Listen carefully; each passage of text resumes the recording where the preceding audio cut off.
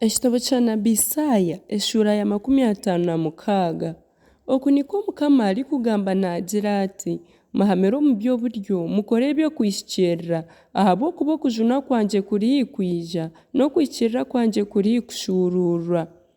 Omuntu orikubikora aine omugisha.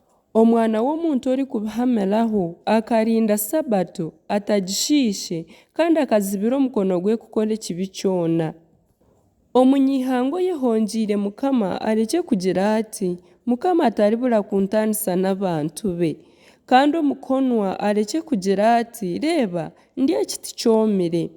Ahakuba oku nikwo Mukama arikugamba naagira ati: abakonwa barikurinda Sabato zangye, abatoora n'ebirikunshemeza, bakahamira aha ndagaano yange, ndyaba ekiizusyo omu nju yange n'omu rurembo rwange, mbahe n'iziina eririkukira okugira abaana b'aboojo n'ab'abaishiki, ndyabaho iziina eririgumaho eritarihwaho. Kandi abanyamahanga barikwehongyera Mukama kumukorera, kukunda iziina rye n'okuba abaheereza be. Buri muntu orikurinda Sabato atagishiishe akahamira aha ndagaano yange, abo nabo ndyabareeta aha nju yange y'okushabiramu, ebitambo byabo by'okwosya n'ebindi bitambo byabo biryikirizibwa kutambirwa aha itambiro ryange, ahabw'okuba enju yange eryayetwa y'okushabirwamu amahanga goona.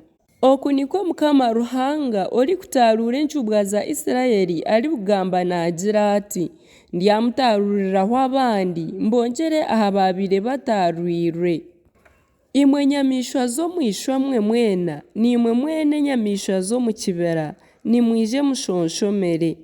Abarinzi be n'empumi boona tibaine bwengye, boona n'embwa ezikwasirwe aha munwa ezitarikubaasa kumoka, nibaroota, nibabyama kandi nibakunda kuhungira. Ego n'embwa z'omurru ezitahaaga, n'abariisa abatiine eki barikumanya, boona batiishukire omu muhanda batoora eyaabo, buri muntu naayesherura amagoba ge aharikubaasa kuhika hoona.